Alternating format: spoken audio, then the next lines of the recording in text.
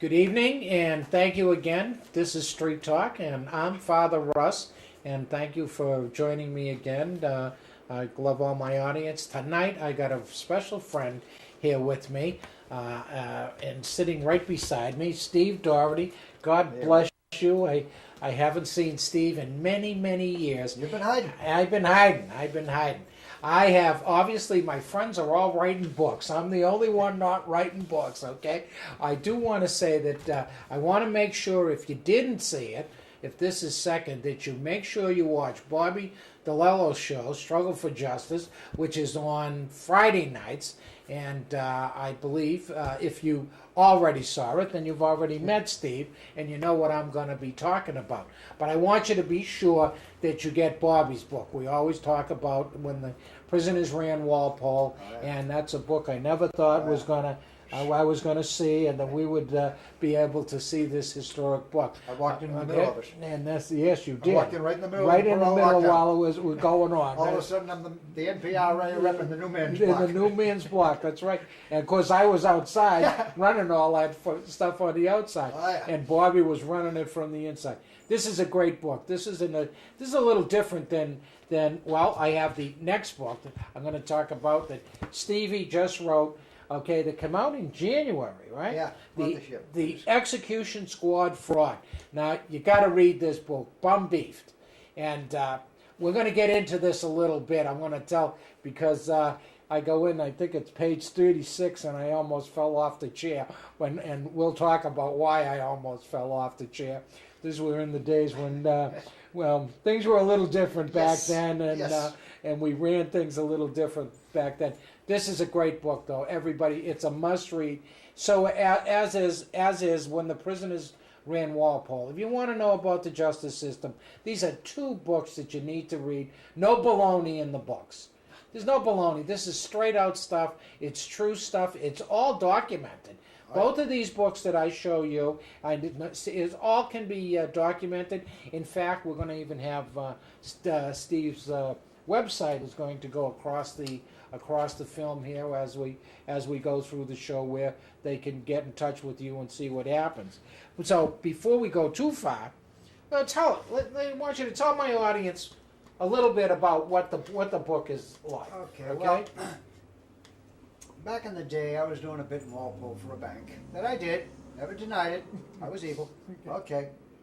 But now I'm on my way out the door. I've been approved to go to Framingham, the girl's place. There's a work release, and unfortunately, Walpole reportedly had the highest murder rate of any prison in the country, and the lowest conviction rate, none.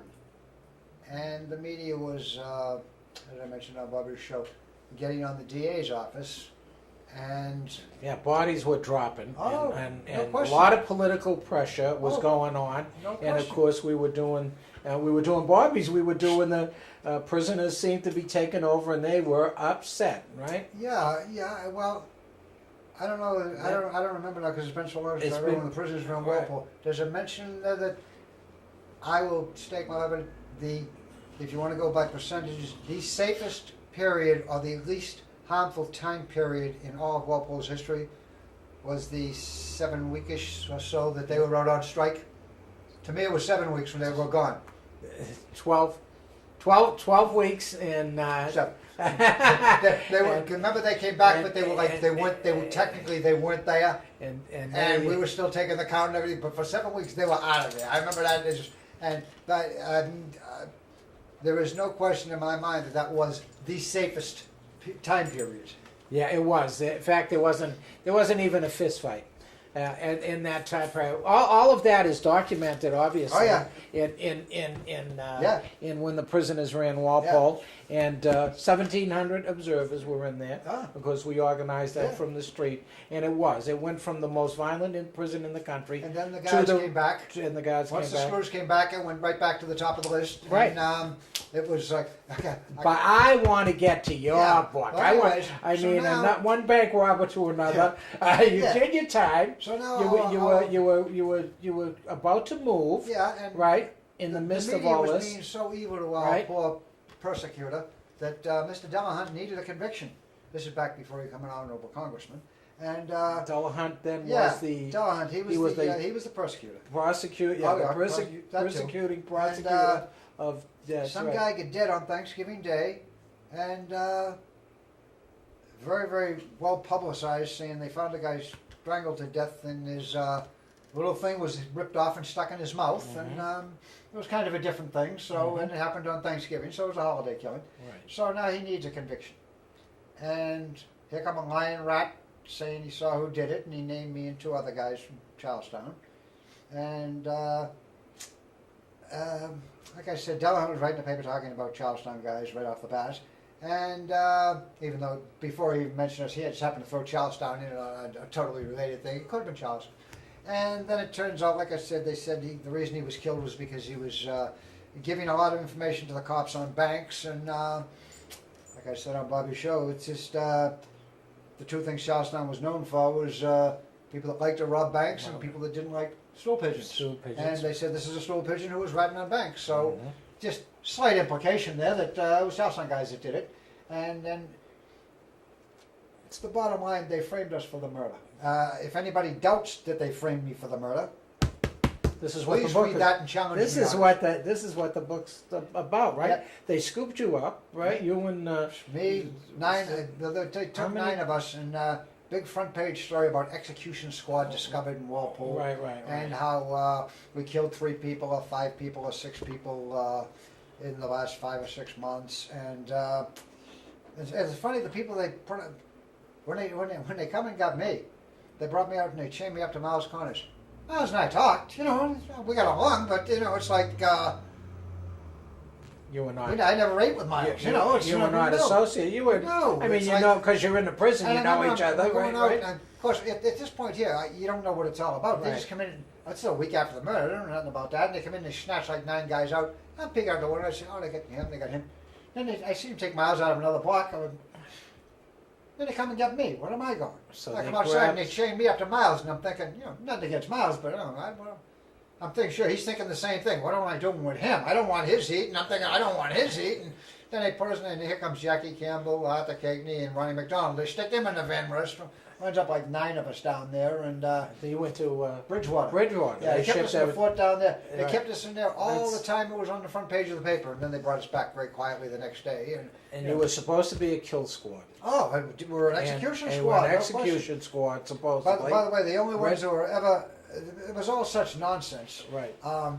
You know what? Something I've noticed over the years. I may even mention it. I'm not even sure, but it's something I've become aware of over the years. Not just this, but so many other highly publicized things. And what I've noticed is, within the next day or two, I'll notice something in the paper about they're looking for an increase in funding for this, for that, for this. Absolutely. And I went back over. I went back years later because I didn't get to see for the first few days or so. I didn't get a lot about the newspapers or anything else. Right, because you were locked up. Right. It turns out the day after or 2 days after, they were talking about, well, they needed more money to build prison, and then they blamed this whole execution squad thing on it's overcrowding, and then of course, once Toots started coming out, it was like, well, we never said execution squad. No, he said it. No, he said it. Oh no, it has nothing to do with overcrowding. I mean, everything they said was, it was just somebody else said that. It was all such nonsense. But I've noticed so many things over the years, not just so many things tie in with these things. The highly publicized things happen either when they're looking for more funding, or if they're looking to pass some sort of a new law or a new rule, and they're in front of Congress. You'd be surprised at the coincidence. Well, you know what? This is frightening. Okay, again, this is a must-read. Okay, as I said, this book, and I hope that we put it up there and we see that this is a must-read, because this is so very, very frightening. This is setting people up. Oh. Now, I started to read your book, and of course I knew you in prison, but, we knew each other just like, how you doing, see you later, and everything else. Well, I opened up the book, and I believe it's page 36, and I look down, and I see, oh my God, my partner's name in there, my ex-partner, God bless his soul.